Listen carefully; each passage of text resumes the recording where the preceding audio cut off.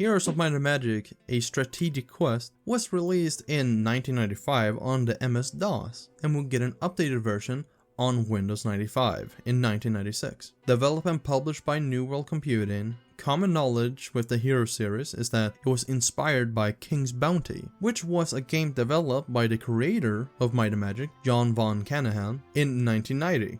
Which emphasizes on hero development and turn-based combat. King's Bounty would also get a remake in 2008 going under the name of King's Bounty: The Legends, and the series is currently still ongoing with King's Bounty 2 released in 2021. Don't ask me why they call it King's Bounty 2.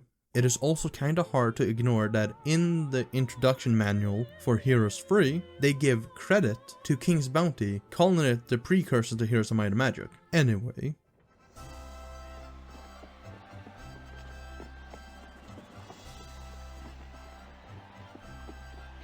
The premise of the game is that Morgulin Ironfist is forced to flee due to his cousin taking the throne after the murder of Morgulin's father. Morgulin is then in a strange new land and ends up in a four-way war with the barbarian Lord Slayer, the sorcerer queen Lamanda, and lastly the warlock Lord Alamar.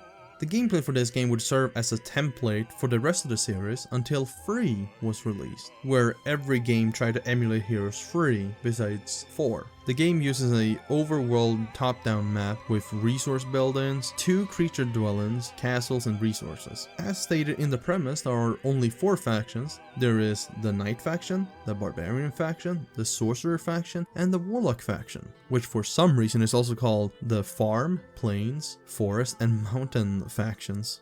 When it comes to castles, they can only produce 1,000 gold, and there's no way to increase this except by taking over more castles and gold mines.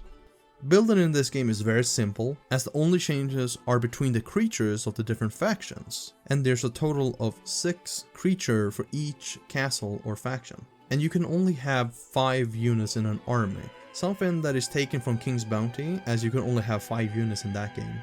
Also, there is no all unit screen.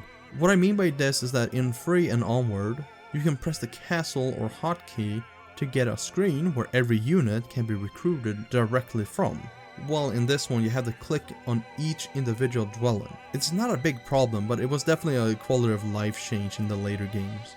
The way of recruiting heroes is also different, as you don't build a tavern, you just have a recruit hero button, and you must not have a hero in the castle to buy another hero. I haven't really gone through the different stats of the heroes in my other videos, but there are 4 main stats: attack, defense, willpower, and knowledge. Attack and defense affects your units by increasing their attack and defense, while willpower and knowledge increases the hero's spell capabilities. Willpower increases damage, while knowledge decreases the spell cost and gains more mana from it. You get stats from leveling up your hero, and you can get stats and unique abilities from artifacts. There's also luck and morale as a hero ability, but these are separate from the 4 stats, as they don't increase when your hero levels up, but are increased based on your units, artifacts, and adventure map objects. Morale is increased by having all of one faction's creature in your army, and adventure map objects. So the more you mix and match your army, the less morale you have. High morale as an ability makes it so that a unit have the chance to take another turn, while low morale gives the chance to skip that unit's turn.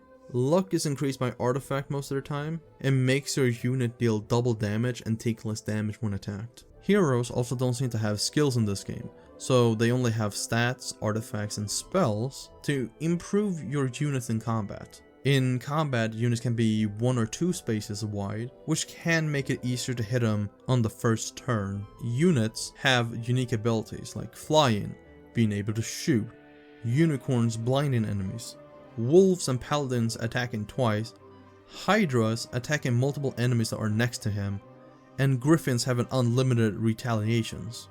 But one problem with this is that when you're hovering over the unit stat sheet, it doesn't show any text for the unique abilities, so you have to either know from an outside source, or you just have to experiment with the units.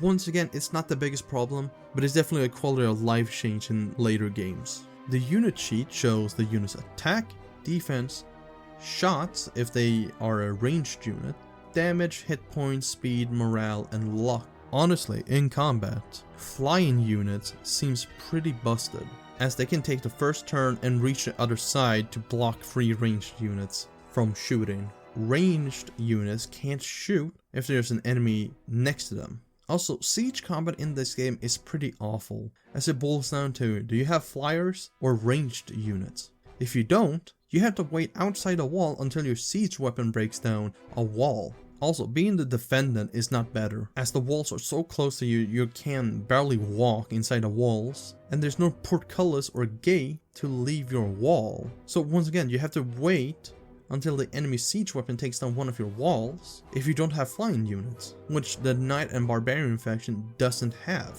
The castles also have an archer tower which cannot be destroyed, so if you're able to delay long enough, you win most defenses.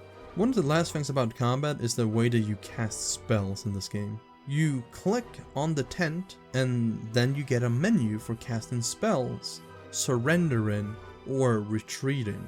Also, the combat animation is very goofy. When moving backwards, they don't turn around.